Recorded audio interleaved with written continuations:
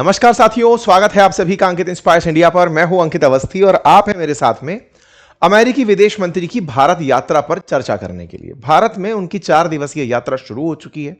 Day 1 उनका कोलकाता से शुरू हुआ। आज वो प्रधानमंत्री नरेंद्र मोदी से मुलाकात कर चुके हैं। उनकी ये यात्रा क्वाड समिट के लिए यात्रा के रूप में कही जा रही है। लेकिन इस यात्रा में आने से पूर्व उनके जो बयान थे और आते ही जो उनकी पहली हरकत थी, उसने देश के अंदर एक बहुत बड़ा प्रश्न खड़ा कर दिया है कि ये अमेरिका से यहां भारत को अपनी कॉलोनी समझकर आए हैं, भारत को दबाने के लिए ये तरीके अपना रहे हैं। अमेरिका भारत को लेकर क्या रवैया रखता है कि 4 दिन तक अमेरिकी विदेश मंत्री जब भारत में रहेंगे तो वो क्या क्या करेंगे, उनकी जो पूरी प्लानिंग है, उन सारी चीज़ों पर अब सवाल उठने लगे हैं। उनकी पहली यात्रा जैसे ही कोलकाता की हुई और यात्रा के तुरंत बाद उनकी यात्रा रुकी जाकर के एक मिशनरी के अंदर जो मदर टेरेसा से जुड़ा है कोलकाता में, उससे भारत में एफसीआरए को लेकर सवाल उठने लगे कि भारत सरकार को कानून बनाने से रोकने के लिए तो कहीं ये यात्रा नहीं हुई। आज के सेशन में हम इस एफसीआरए वाली पूरी कहानी को डिकोड करेंगे। दूसरा सवाल, जब ये यहाँ आए तो इन्होंने भारत के साथ क्वाड समिट का बहाना बनाया कि हम इसलिए आए हैं, लेकिन क्वाड समिट तो पिछले साल भी भारत को होस्ट करनी थी, लेकिन ट्रंप के हट के चलते वो हो नहीं पाई। इसके बाद में पहले बाइडेन जाते जाते कह दिए कि हमारे चलते आप यहां पर मिलने आ जाओ, वो नहीं हो पाई। इस बार भी अभी तक अमेरिकी राष्ट्रपति आएंगे या नहीं, इसके बारे में कोई क्लैरिटी नहीं। तो ऐसे में इनकी इस यात्रा को लेकर के क्या मायने निकालें कि क्या ये केवल अपाचे का सर्विस बेचने आए हैं, यानी यात्रा में हुआ 3500 करोड़ रुपए का खर्चा लेने आए हैं? क्या है पूरी कहानी? आइए इस वाले बात को, यानी अपाचे हेलीकॉप्टर और हॉवित्जर तोप से जुड़े हुए जो भी डिफेंस डील्स हैं उनको लेकर के हम बात करेंगे। इसके साथ साथ इन्होंने आकर यह कहा कि वेनेजुएला की राष्ट्रपति अगले हफ्ते भारत आ रही हैं। वेनेजुएला की राष्ट्रपति भारत आ रही हैं ये बताने वाले ये अमेरिकी विदेश मंत्री हुए। तो इसका मतलब क्या वेनेजुएला वाकई में अब अमेरिका की एक कॉलोनी है? दूसरे देश के राष्ट्रपति की यात्रा को अमेरिका बता रहा है और यह बताया गया कि वेनेजुएला से अब भारत तीसरे नंबर पर तेल खरीद रहा है। मतलब भारत का जो 3rd लार्जेस्ट सप्लायर है स्टेट ऑफ हॉर्मुज वॉर के बाद अब वेनेजुएला बन गया। ये फैक्ट जैसे ही निकल कर आया तो इससे ऐसा लगने लगा कि ये एक व्यापारिक सौदा ज़्यादा दिख रहा है बजाय स्ट्रैटेजिक के। आज हम इस पूरे विषय के ऊपर डिटेल से चर्चा करेंगे। अपोजिशन के जो सवाल हैं उनको भी आंसर करने का प्रयास करेंगे कि वो क्या पूछ रहे हैं, सरकार उन्हें कैसे प्रोजेक्ट कर रही है, अमेरिका असल में दिखाना क्या चाह रहा है। सारी बातें एक एक करके डिटेल में करना शुरू करते हैं। सवाल सबसे पहले शुरू होंगे एफसीआरए के चलते, उन सारी बातों को समझेंगे और फाइनली अमेरिका के विदेश मंत्री की भारत के प्रधानमंत्री से जो मुलाकात है इसके मायने भी समझेंगे। आगे बढ़ें उससे पहले मैं फिर याद दिला दूं कि हमारी एआई की डेली लाइव क्लासेस चलना शुरू हो चुकी हैं। अगर आपने अभी तक ज्वाइन नहीं किया है तो लिंक कमेंट बॉक्स में दिया हुआ है, इन लाइव क्लासेस को ज्वाइन कर लीजिए। ये लाइव क्लासेस विशेष रूप से बच्चों की जो ग्रीष्मकालीन छुट्टियां, समर वैकेशन शुरू हुई हैं, उसे ध्यान में रखकर शुरू की गई हैं। आप इस गर्मी की छुट्टी बच्चों को नया कुछ सिखाने के मूड में होंगे तो आप एआई क्यों ना सिखाएं या एआई का यूज़ करना क्यों ना सिखाएं उनके डे टू डे वर्क में। और इतना ही नहीं, आप घर में वयस्क हैं, आप घर के अंदर वृद्ध हैं, बुजुर्ग हैं, आप जिस भी फेज में हैं, आपके लिए ये टेक्नोलॉजी कैसे यूजफुल हो सकती है। चाहे रोजाना अपनी तस्वीर लगाकर किसी को गुड मॉर्निंग संदेश ही क्यों ना भेजना हो, बहुत बेसिक सी आपकी कोई पुरानी तस्वीर है वो आज कैसे दिखे यही क्यों ना पहचानना हो, किसी का व्हाट्सएप पर मैसेज आया उसको क्या प्रतिक्रिया लिखनी है यही क्यों ना जानना हो, यूज केस क्या हो सकते हैं यदि आप ये सीखना चाहते हैं। इवन इतना ही नहीं, आप अपने घर को खूबसूरत तरीके से कैसे इंटीरियर तरीके से डेकोरेट कर सकते हैं, घर की महिलाएं, गृहिणियां भी अगर ये सीखना चाहें तो एआई का कैसे यूज कर सकते हैं। यूज केस के लिए मैंने 30 से अधिक एआई टूल सिखाने का ये लाइव कार्यक्रम शुरू किया है इस ग्रीष्मकाल में। अगर आप सब लोग सपरिवार बैठ करके इन क्लासेस को देखते हैं तो डेफिनेटली वैल्यू एडिशन होगा लाइफ में। इसके लिए लिंक कमेंट बॉक्स में दिया हुआ है, जाइए। 1 साल की वैधता के साथ ये कोर्स उपलब्ध है, यानी कि लाइव क्लासेस जो निकल गई वो भी आप देख पाएंगे, बाद में भी जब वो रिकॉर्डेड फॉर्म में रह जाएंगी तो आप देख पाएंगे। तो क्लासेस पूरे टाइम दिखती रहेंगी और साथ ही साथ आप अपना इस कोर्स को कंप्लीट करके एक सर्टिफिकेट भी हमारी तरफ से प्राप्त कर पाएंगे एक छोटे से टेस्ट के बाद, वो भी हमने इसमें सुविधा रखी है। तो जाइए, देरी किस बात की, लिंक कमेंट बॉक्स में है, तुरंत जाकर ज्वाइन करिए। साथियों, चर्चा करते हैं इनकी यात्रा की शुरुआत से। आप जैसा जानते हैं कि भारत में अमेरिकी राजदूत सरगेई गोर हैं। अमेरिकी राजदूत जो भारत में हैं उन्होंने ही इसके अनाउंसमेंट्स करने शुरू किए कि मुझे सबसे पहले सेक्रेटरी रूबियो का कॉल आया। सेक्रेटरी रूबियो को ये अपना मित्र बताते हैं, वो अमेरिका से उड़ रहे हैं और उनकी इस मुलाकात को लेकर के वो बड़े एक्साइटेड हैं। तो अमेरिका के भारत में जो राजदूत हैं उनके ही संदेश से ये सारी जानकारियां बाहर आना शुरू हुई। फिर उन्होंने बताया कि सेक्रेटरी रूबियो कोलकाता में लैंड हो चुके हैं। ये उनकी पहली बार भारत यात्रा है। वो भारत के प्रधानमंत्री से नई दिल्ली में मुलाकात करेंगे। ट्रेड, टेक्नोलॉजी, डिफेंस, क्वाड और बहुत सारी चीज़ों को लेकर डिस्कशन होगा आने वाले कुछ दिनों के अंदर। ये सबसे पहले सेक्रेटरी जो एम्बेसडर जो भारत के अंदर सरगई गोर हैं, उनकी तरफ से दी गई बात है। अब ऐसे समझिए, अमेरिका में विदेश मंत्री मार्को रूबियो हैं। उन विदेश मंत्री के बहुत सारे सेक्रेटरीज होंगे। उन विदेश मंत्रालय में बहुत सारे एम्बेसडर्स अलग अलग देशों के लिए रखे होंगे। अमेरिका में भारत के लिए जो भी एम्बेसडर नियुक्त होता है, या चाइना के लिए जो एम्बेसडर नियुक्त होता है, या रशिया के लिए नियुक्त जो होता है, उनकी काफ़ी वैल्यू होती है। मतलब ये भारत के दुनिया के अपकमिंग ग्रोइंग फास्ट इकोनॉमीज़ हैं, दुनिया का बहुत ज़्यादा पॉपुलेशन हैंडल करती हैं, बहुत सारी चीज़ें यहाँ से प्रभावित होती हैं। तो इन देशों में जो भी इनके एम्बेसडर नियुक्त होते हैं, उनकी वहाँ पर एक विशेष वैल्यू है। इसलिए ट्रंप ने इनको नियुक्त किया कि सरगई गोर, और ट्रंप के चुनाव कार्यकाल को सरगई गोर ने बहुत ज़्यादा हैंडल किया था। मतलब जब ट्रंप चुनाव लड़ रहे थे, तब उनकी पूरी कैंपेन को संभालने वाले सरगई गोर थे। इनके बारे में हमने डिटेल में चर्चा की थी। अब उन्हें भारत में ट्रंप की नीतियों को लागू करने के लिए भेजा गया है। तो भारत में ये राजदूत हैं। अब इन राजदूत ने विदेश मंत्री के आने की पूरी तैयारियां की, वेलकम किया। कहां किया? कोलकाता किया। बड़ा सवाल, कोलकाता क्यों गए? तो असल में ये 4 दिवसीय यात्रा में 4 शहर जाने वाले हैं: कोलकाता, नई दिल्ली, आगरा और जयपुर। ऐसे में जब ये यहां आते हैं तो इन्हें कोई स्टेट गेस्ट लेने नहीं आता। मतलब स्टेट की तरफ से कोई मुख्य अतिथि के रूप में ना राज्यपाल है, ना मुख्यमंत्री है। विदेश मंत्री आए हैं तो लेने भी सरगई गोर ही गए हैं। इनका जाना, यानी कि राजदूत का जाना कोलकाता में, अब चूंकि कोलकाता में, भारत में कोलकाता अपने आप में इस तरह की चर्चाओं में आ चुका है कि यहाँ पर अमेरिकी विदेश मंत्री आए हैं। कोलकाता पहुंचना जैसे ही होता है, इनका वेलकम इन्हीं के द्वारा किया जाता है। सरगई गोर इनका वेलकम करते हैं और इन्हें यहाँ से तुरंत बाद मदर टेरेसा का जो मिशनरी ऑफ चैरिटी है, वहाँ ले जाया जाता है। सरगई गोर इस जानकारी को देते हैं कि भारत और अमेरिका के पार्टनरशिप को रीसेट करना इस तरह की मुलाकातों के माध्यम से हो पाता है, और इसलिए ये जो मिशनरीज ऑफ चैरिटी हैं, इनकी यात्राओं पर गए हैं। तस्वीरों में बाहर निकलता है कि मिशनरीज ऑफ चैरिटी का इन्होंने दौरा किया और यहां पर बकायदा जाकर के ये बताया कि कैसे निस्वार्थ सेवा की भावना हम लोगों के आपसी संबंधों पर टिकी हुई है। इस तरह की बातें इन्होंने अपनी तरफ से कही। यात्रा के अंदर निकल कर आया कि साहब ये आगरा, जयपुर, दिल्ली सब जगह जाएंगे। यहां से यात्रा करके ये वापस निकलना शुरू होते हैं। तस्वीरें निकल कर आती हैं कि साहब मुलाकात हो गई 23 तारीख की, कि लीजिए अपनी पत्नी के साथ में ये वापस लौटते हैं, और इन्हीं के साथ में सरगई गोर भी साथ साथ यात्रा कर रहे होते हैं। फिर इनकी यात्रा पहुंचती है दिल्ली। दिल्ली पहुंचते हैं तो सरगई गोर भी इनके साथ साथ ही नीचे दिल्ली पहुंचते हैं, और साहब इनकी मुलाकात भारत के प्रधानमंत्री से कराने ले जाते हैं। इनके जहाज में एक डेप्यूटी एनएसए, जो नेशनल एडवाइजर हैं अमेरिका के, वो डेप्यूटी एनएसए भी साथ साथ इन्हीं के हवाई जहाज में आए हैं, जिनका नाम रॉबर्ट गैब्रियल है। रॉबर्ट गैब्रियल भी साथ में ही यात्रा कर रहे हैं। सरगई गोर के साथ में ये मिलने पहुंचते हैं भारत के प्रधानमंत्री से। ये आज की ही तस्वीर है, अब से 1 घंटे पहले की तस्वीर है, जिसमें मार्को रूबियो भारत के प्रधानमंत्री से मुलाकात कर रहे हैं। यानी पहले कोलकाता की यात्रा, फिर दिल्ली, और दिल्ली में भारत के प्रधानमंत्री से मुलाकात, और तस्वीरें आती हैं, चर्चा होती है कि भारत और अमेरिका के बीच में स्ट्रेटेजिक पार्टनरशिप को कैसे आगे बढ़ाया जा सकता है। जिस उद्देश्य से आए हैं उसका नाम है quad summit. Quad summit Bharat, America, Japan और ऑस्ट्रेलिया के मिलकर के एक समिट होती है। जैसे कुछ दिन पहले आपने ब्रिक्स की समिट के अंदर विदेश मंत्रियों को यहां आते देखा था, जिसमें ईरान के विदेश मंत्री का आना, रूस के विदेश मंत्री का आना शामिल था। ऐसे ही 4 देशों का समूह क्वाड है। शुरुआत में अमेरिका ने इसे एशियन नाटो का रूप दिया था, लेकिन भारत ने इसे डिफेंस के बीच में सहयोग नहीं माना। चाइना इस क्वाड को लेकर हमेशा यही रहा कि आप इसे एक क्वाड की तरह से इसे एक नाटो की तरह से ट्रीट कर रहे हैं। भारत हमेशा इस बात को लेकर स्पष्ट रहा कि हम कोई डिफेंस साझेदारी नहीं कर रहे हैं। ये क्वाड्रिलेटरल सिक्योरिटी डायलॉग जरूर है, जो इंडो पैसिफिक में इन चारों देशों के हितों का ख्याल रखता है।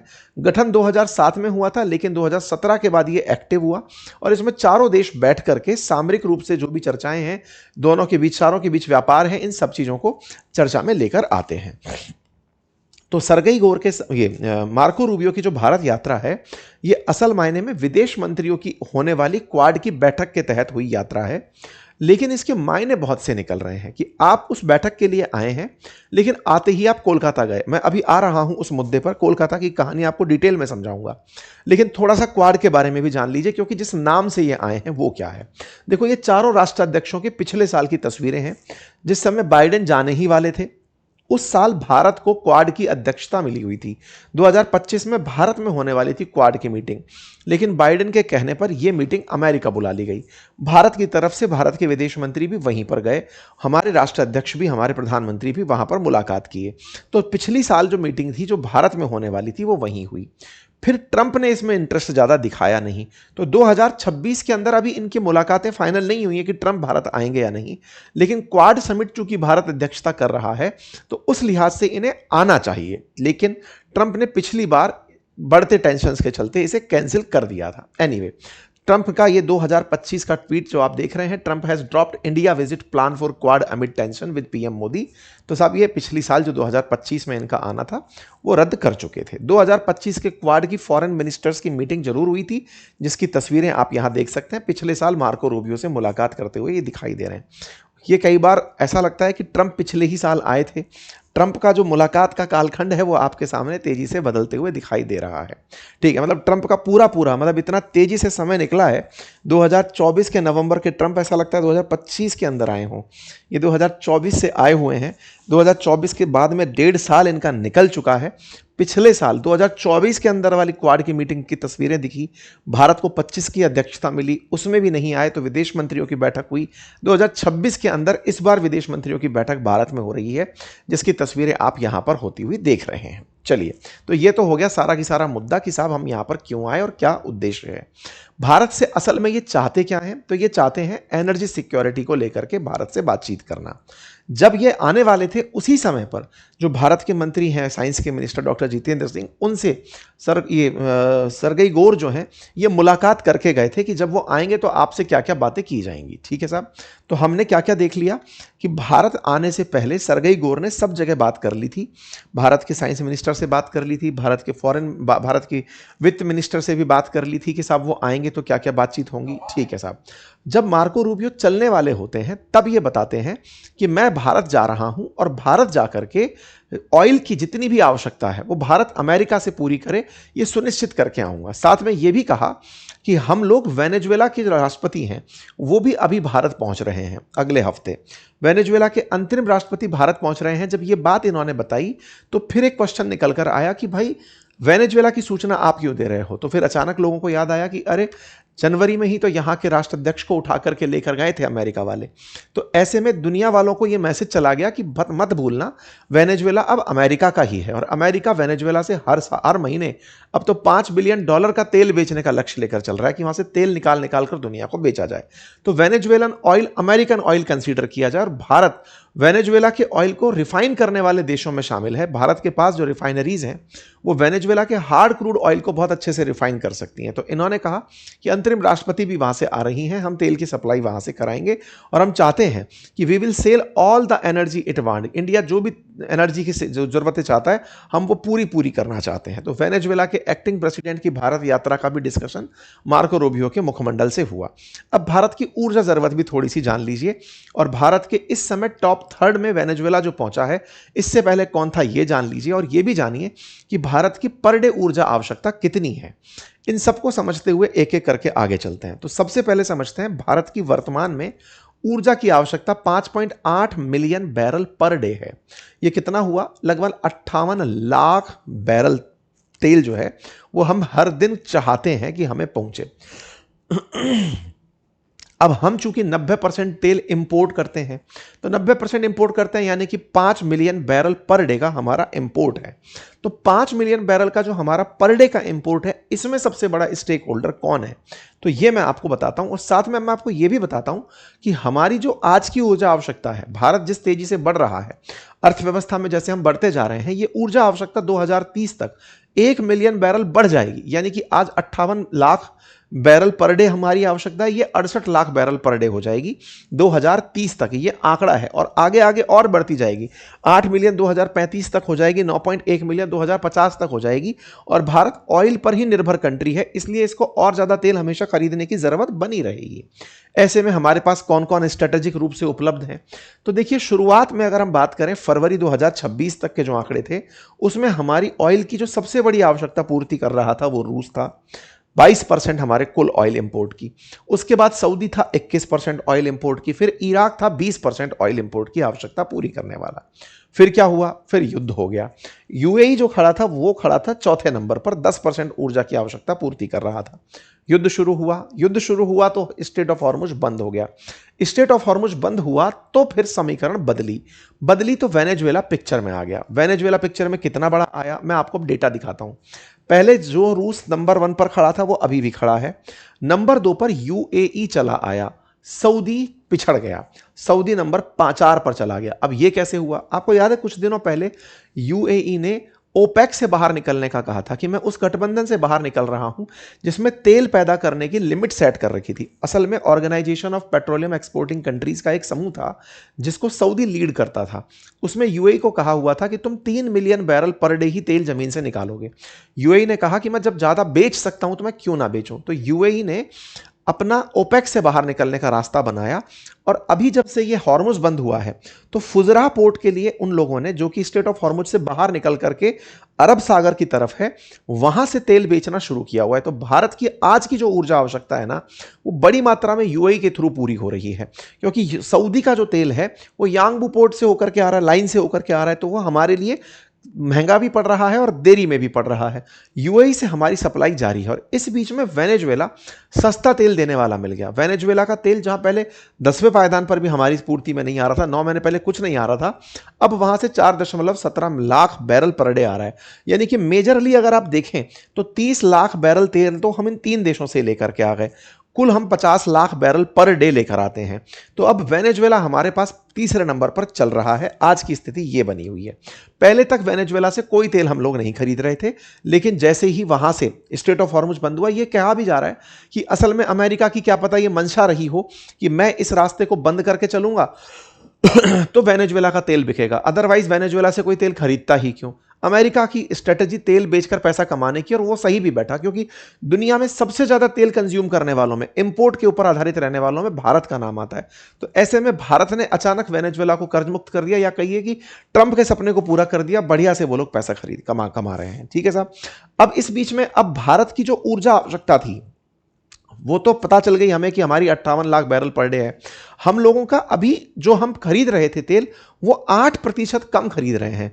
क्यों कम खरीद रहे हैं? क्योंकि हमारे पास सप्लायर थोड़े कम पड़ रहे हैं। इसीलिए आप जो तेल का क्राइसिस देख रहे हैं, जब हमारे कुल तेल खरीद में अगर 8% हिल रहा है, इसलिए थोड़ी थोड़ी सप्लाई की जगह पर आपको क्वेश्चन सुनने को मिल रहे हैं। हमारी ऊर्जा खरीदनी थी 52 लाख बैरल प्रतिदिन, अभी सप्लाई हो रही है 49 लाख बैरल प्रतिदिन। 8% का अंतरल पड़ा हुआ है, जिस वजह से आप ये सारी चीजें होते देख रहे हैं। ठीक है। इसी के चलते इन्होंने कहा कि जल्दी ही वेनेजुएला के राष्ट्रपति भारत आ रहे हैं और वो भारत के साथ में और कुछ डील करेंगे, क्योंकि अमेरिका ने हर महीने $5 बिलियन का तेल बेचने का निर्धारण किया है वेनेजुएला से। ये सरगई गोर का मतलब आने से पहले पता था। अब सवाल यह है कि साहब जब आप आए तो क्या आपके दिमाग में अरागची की यात्रा भी थी? देखिए, अमेरिका के साथ यह बड़ा स्पष्ट है कि वो युद्ध में हमेशा लाभ कमाता है। दुनिया परेशान है स्टेट ऑफ हॉर्मुज बंद होने से, अमेरिका नहीं। अमेरिका तो तेल का भंडार रख के बैठा है, वो चाहता है कि उसका भी तेल बिके, और वेनेजुएला का जो कि कंट्रोल उसने ले रखा है उसका भी तेल बिके। यहां पर अगर कयास निकालते हैं कि अरागची से बातचीत करने के लिए, अरागची आए थे ब्रिक्स बैठक के लिए, रूबियो आ रहे हैं भारत में क्वाड बैठक के लिए, लेकिन अल्टीमेटली व्यापार करने के लिए इनका असल उद्देश्य था, जिसके चलते ये यहां पर आए हुए हैं। ठीक है साहब। ये होकर के बात निकल कर आई रूबियो के आने से। अच्छा, अब यहां पर एक पॉइंट और निकल कर आता है, और वो पॉइंट निकल कर आता है भारत में इनकी जो यात्रा हुई मार्को रूबियो की, वो कोलकाता यात्रा के मायने क्या थे, अब उसको समझिए। देखिए, आते ही आप कोलकाता गए, और कोलकाता में आप गए मदर टेरेसा के लिए जो मिशनरीज बनी हुई हैं उनकी यात्रा पर गए। तो मदर टेरेसा के मिशनरी पर जब आपका जाना हुआ तो यहां से काफी सारे प्रश्न खड़े हुए। क्या प्रश्न खड़े हुए कि साहब आप अचानक वहां क्यों पहुंचे? मतलब पहली यात्रा की प्रायोरिटी जब पूरा मीडिया आपको कवरेज करने लगा हुआ है, कोलकाता क्यों चुना? कोलकाता इसलिए कि मैं देख के आना चाहता हूं, मेरा कोई प्रेम है? नहीं। अब उसकी कहानी सुनो। असल में क्या है ना, भारत ने बीते कुछ दिनों में धर्मांतरण की बहुत सी घटनाएं देखी हैं। धर्मांतरण कैसे? हमारे देश के अंदर जो जाति का प्रभाव रहा, जाति की कुप्रथा रही, जाति के अंदर जो ऊंच नीच की भावना रही, उसमें यह हुआ कि कुछ ईसाई मिशनरीज ने जातियों में जो हाशिए पर थे, या एससी के अंदर या एसटी के अंदर जिन लोगों को जाति के छुआछूत के इन प्रभावों ने, समाज की कुरीतियों ने प्रभावित किया हुआ था, उन्हें बरगलाकर धर्मांतरण करने का कार्यक्रम हो रहा था। इन ईसाई मिशनरीज के ऊपर लगातार सवाल खड़े हो रहे थे कि ये पैसे के दम पर लोगों को ये कह करके कि ईसाई धर्म अपनाओगे तो वहां पर कोई छुआछूत और ऊंच नीच का भाव नहीं रहेगा। ये ईसाई मिशनरीज भारत में स्वास्थ्य का लाभ देने के नाम पर, पैसा देने के नाम पर, एजुकेशन देने के नाम पर लोगों को बरगलाकर धर्मांतरण करवा रही हैं। इस तरह से भारत के अंदर धर्मांतरण की काफी सुर्खियां आ रही थी। इसमें जब जिम्मेदारी पता चली कि ये पैसा कहां से आता है इन लोगों के पास, मतलब इस काम को करने के लिए, तो चर्चा निकल कर आई कि इन मिशनरीज को, ईसाई मिशनरीज को विदेशों से फंडिंग मिलती है। विदेशों से फंडिंग मिलती है तो भारत में क्या फंडिंग को कंट्रोल या रेगुलेट नहीं किया जाता? का किया जाता है। भारत में जो एनजीओज हैं, नॉन गवर्नमेंटल ऑर्गेनाइजेशंस, उन एनजीओज को विदेशी फंडिंग मिलने के लिए एक एफसीआरए नाम का लाइसेंस लेना होता है, मतलब परमिशन लेनी होती है। फॉरेन कंट्रीब्यूशन के लिए रेगुलेशन एक्ट बना हुआ है। उस एफसीआरए कानून में यह प्रावधान है कि अगर आप कहीं से भी फंडिंग ले रहे हैं तो उस फंडिंग का कहां इस्तेमाल करेंगे, सरकार उसे जांच सकती है। लेकिन अब भारत सरकार को जब यह जानकारी लगी तो उन्होंने कुछ स्ट्रिक्ट कदम इस एफसीआरए एक्ट में डालने का निर्णय किया। पिछले साल भी इस एफसीआरए एक्ट में अमेंडमेंट की चर्चा चलना शुरू हुई।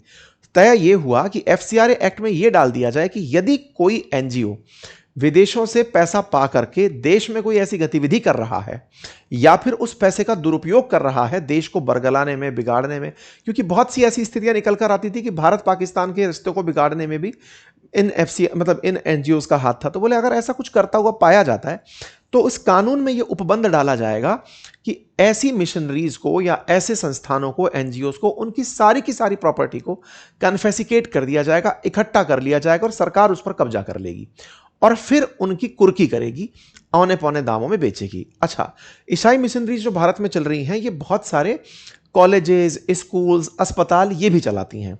मदर टेरेसा का दुनिया में नाम मदद के लिए लिया जाता है। जैसे आपने नाम मदर टेरेसा सुना तो सिग्निफिकेंस ये गया कि साहब मदर टेरेसा तो एक अच्छे कॉज के लिए जानी जाती थी, लेकिन उस फेज के पीछे बहुत सारी जो मिशनरीज हैं उन पर सवाल था। तो उस फेज के पीछे जो मिशनरीज हैं, मार्को रूबियो ने सबसे पहले यात्रा वहां की। अब वहां की उसका संदेश भारत में क्या गया कि इसका मतलब अमेरिका की प्राथमिकता सबसे पहली मिशनरी है। मतलब यह कि एफसीआरए एक्ट ना आए, एफसीआरए में संशोधन का एक्ट ना आए। संशोधन एक्ट पिछली बार जब आ रहा था सदन के अंदर, अभी मानसून सत्र में उस एक्ट के आने की चर्चाएं थी। पिछली बार जब आ रहा था ना तो देश में बहुत सारा विरोध हुआ था उसका कि सरकार ऐसा करके अपने विरोध में एनजीओ जो काम कर रहे हैं उनको रोकना चाहती है, तमाम प्रकार की बातें, मानवाधिकार वगैरह सब जोड़ जाड़ के उसका विरोध होना शुरू हुआ था। तो ऐसे में अभी इस एफसीआरए एक्ट पर सरकार कोई एक्शन ना ले, यानी उसमें अमेंडमेंट ना करे, इसे उस तरह से देखा जा रहा है। अब आप पूछेंगे ये क्यों? क्योंकि इस तरह की हेडलाइन है कि threats to Christian missionaries work in India. Bharat के अंदर पिछले महीने ही ये न्यूज छपी कि भारत में जो ईसाई मिशनरी हैं उनके ऊपर थ्रेट है कि कहीं फंडिंग बंद हो गई तो वो सब बंद हो जाएंगी। और इस तरह की जो बातें हैं ये अब अमेरिका में हो रही हैं। अमेरिका के अंदर एक क्रिस स्मिथ नाम से एक रिप्रेजेंटेटिव है न्यू जर्सी के, यूएस के अंदर एक सांसद हैं।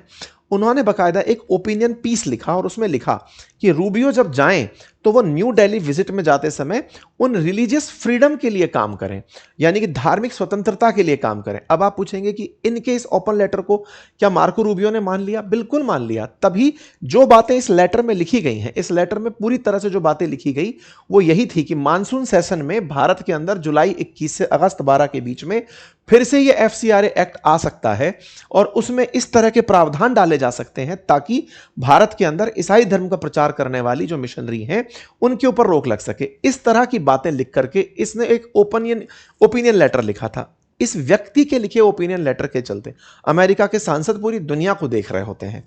उनका रवैया यही होता है कि हम केवल अमेरिका के नहीं, पूरी दुनिया के राजा हैं। उनके इस ओपिनियन लेटर पर ये वहां की यात्रा करते हैं और वहां पर मिशनरी इसलिए जाते हैं ताकि दुनिया को संदेश दिया जा सके कि देखो अमेरिका क्रिश्चियनिटी का रखवाला है। अब आप पूछेंगे क्या क्रिश्चियनिटी का रखवाला होने का ये लॉजिक कहां से है? देखिए अमेरिका के बारे में ना एक बहुत ही मतलब ट्रंप के शासन के बारे में कि ट्रंप एक तो व्हाइट सुप्रीमेसी को और प्रमोट करना चाहते हैं और दूसरा खुद को रिलीजियस फेलो दिखाना चाहते हैं कि देखिए मैं क्रिश्चियनिटी के लिए काम करने वाला हूं। उनके बीते कुछ दिनों के पोस्ट भी अगर आप देखेंगे तो खुद को पोप दिखाना तक वो अपनी आत्ममुग्धा के अंदर कर गए हैं। खैर, मैं आपको थोड़ा सा भारत में क्रिश्चियनिटी के बारे में बता दूं कि भारत में 2.30% लोग क्रिश्चियनिटी को फॉलो करते हैं। वहीं अगर वेस्ट बंगाल की बात करें तो वेस्ट बंगाल में 0.72% जो पॉपुलेशन है वो क्रिश्चियनिटी को फॉलो करती है और ये पिछले 10 साल के अंदर 15.5% बढ़ी है। इसका मतलब ऐसी वहां पर घटनाएं हो रही हैं कि लोग एक धर्म से, अब ऑब्वियस ही बात है अचानक पैदा तो नहीं हो गए, तो इतने धर्मांतरण के पैदा होने से भी संख्या बढ़ी होगी, लेकिन वो तो प्रोग्रेशन में सबके साथ मैनेज हो गई ना परसेंटेज में, लेकिन एक धर्म से दूसरे धर्म के अंदर परिवर्तन की घटनाएं रही होंगी। ये Trump administration pushes narrative of Christian founding at rally, ये चर्चा में अमेरिका में रहा है, तो ये अपने आप में समझाने के लिए पर्याप्त है कि उनकी जो कोलकाता यात्रा है उसके क्या मायने निकाले जाए। तो पहला तेल की बात बताई, फिर मैंने क्रिश्चियनिटी के बारे में बताई, तीसरा आप डिफेंस की कहानी सुनिए। देखिए अमेरिका भारत को लंबे समय से चाहता है कि वो डिफेंस इक्विपमेंट बेचे और डिफेंस इक्विपमेंट के अंदर वो रशिया को सब्स्टिट्यूट करना चाहता है भारत के केस में। भारत ने 2015 और 19 में इनके साथ लगभग 28 अपाचे हेलीकॉप्टर परचेज किए, 1.5 से 2 बिलियन डॉलर के आसपास की वो थी डील थी। 22 इंडियन एयरफोर्स के लिए थे और 6 भारत की आर्मी के लिए थे। अपाचे हेलीकॉप्टर को दुनिया में सबसे उन्नत किस्म का हेलीकॉप्टर माना जाता है और एक तोप जिसका नाम है होवित्जर, उस तोप को भी हमने इनसे खरीदा था। अपाचे हेलीकॉप्टर भारत ने सीमावर्ती इलाकों में, अभी चाइना के लिए भी हमने इसको तैनात किया हुआ है, इन सबको तैयार किया हुआ है।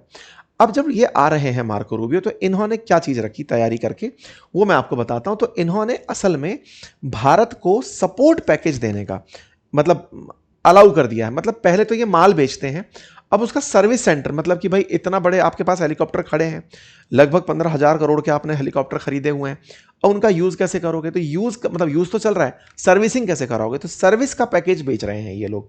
इस बात के लिए भी अमेरिका आपको ऐसे जताता है कि देखो मैंने आपके लिए एक बहुत बड़ी रक्षा डील दी कि अब आपको सर्विस भी मिलेगी। अब हेलीकॉप्टर बेचो तो सर्विस तो होनी थी। एनीवे, खैर इन्होंने सब सर्विसिंग के लिए भी हमें एक पैकेज अनाउंस कर दिया है। तो पैकेज के नाम पर ये पैकेज पैसा भी हमसे ही लेंगे और हमारे हेलीकॉप्टरों की सर्विस भी यही करेंगे और हमारे जो अपाचे साथ साथ होवित्जर जो है उसकी भी सर्विसिंग करेंगे। ठीक है साहब, तो कुल मिलाकर के उसके लिए भी ये 3500 करोड़ रुपए के आसपास भारत से ले ही जाएंगे। तो 3 मेजर मुद्दे निकल कर आ गए। चौथा मुद्दा मार्को रूबियो का जो है वो आप उसके साथ अरागची के साथ कनेक्ट करके देख ही सकते हैं कि साहब ईरान के विदेश मंत्री भारत आए थे, तो उनके आने के बाद आप आए हैं, तो भारत को आप किस पटल पर देखते हैं ये अब आपका नजरिया है। ठीक है साहब, तो उम्मीद करते हैं कि आपको ये सारी डिटेलिंग अच्छे से समझ में आई हो। आप इस विषय पर क्या सोचते हैं अपनी राय कमेंट बॉक्स में जरूर रखें। बाकी इस गर्मी की छुट्टी दादा पोते और घर की महिलाएं भी अगर आप एआई का यूज करके अपने लिए कुछ सुविधाजनक काम कर सकते हैं तो जल्दी से जाइए क्लासेस ज्वाइन कर लीजिए। लिंक कमेंट बॉक्स में पिन किया हुआ है और क्लासेस रेगुलर शाम 5 बजे चल रही हैं। धन्यवाद।